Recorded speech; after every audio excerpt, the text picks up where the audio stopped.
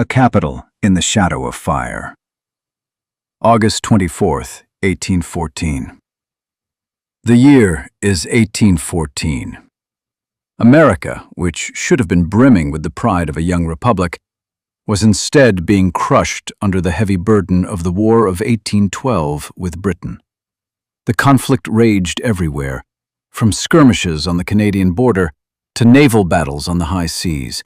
But the capital city of Washington, far from the war's devastating face until now, believed itself safe. That sense of security would be shattered on one stiflingly hot day in August. As the afternoon wore on, the sound of gunfire began to echo near the small town of Bladensburg, just outside the city.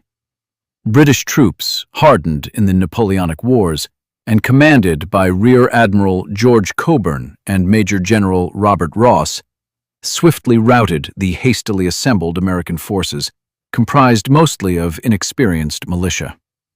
The engagement ended in a rout that Americans would later sheepishly call the Bladensburg Races, because the American soldiers had retreated in panic before the Redcoats' determined advance.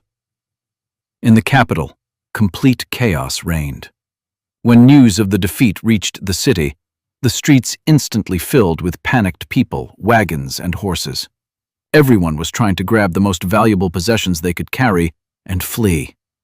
Right in the middle of this turmoil, at the presidential mansion, now the White House, First Lady Dolley Madison, striving to appear as calm as a statue, was issuing a flurry of instructions to her staff. She had vowed to remain in the emptying city for days, determined to rescue the cabinet papers, important documents, and priceless objects that President James Madison had left behind before riding to the front. Her most famous moment unfolded at the absolute peak of this chaos. Everyone's eyes in the mansion were fixed on Gilbert Stuart's famous portrait of George Washington hanging on the salon wall. Its massive frame was firmly screwed to the plaster, and time was running out. Dolley gave the order. "Break the frame and get the canvas out." In that instant, the nation's symbol was saved, quite literally at the last minute. The portrait was entrusted to two New York merchants and taken to a safe location.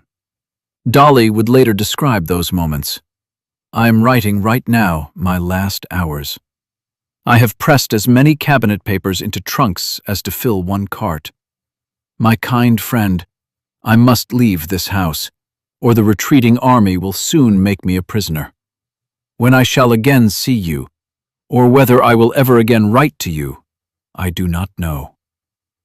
That evening, the British troops entered the heart of the capital without meeting any resistance.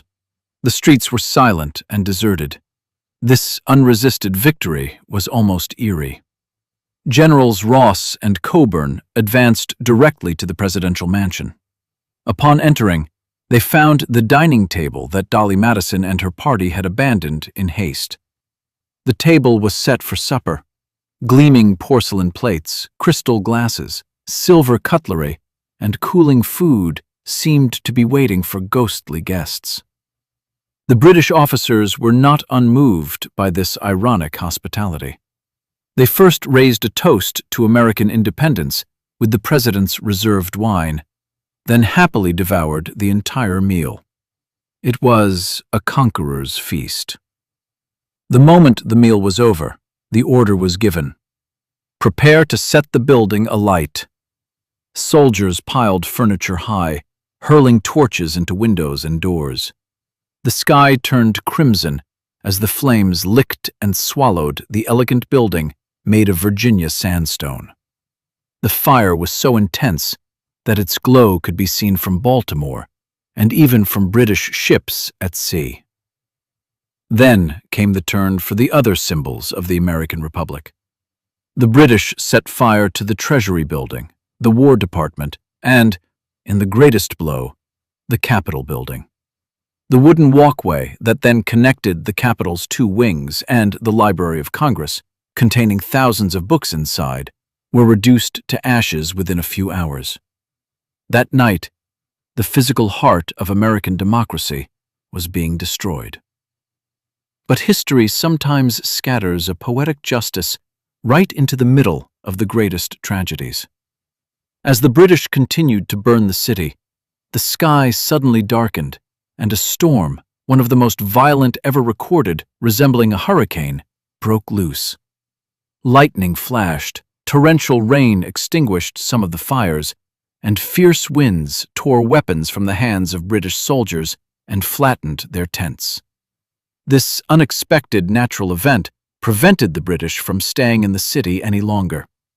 General Ross, gazing upon the scene in astonishment, reportedly said, "God is against us." The invaders hastily abandoned the city the next day before the storm had even fully subsided.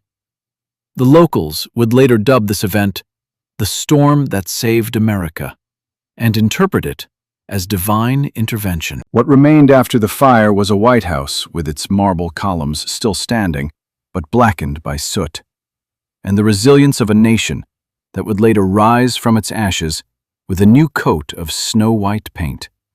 A paint that would give the building its true name and symbolize a new beginning. August 24th, 1814, went down in the record books as the most humiliating day in American history. But it also became the unforgettable story of how a nation pulled itself up from the rubble.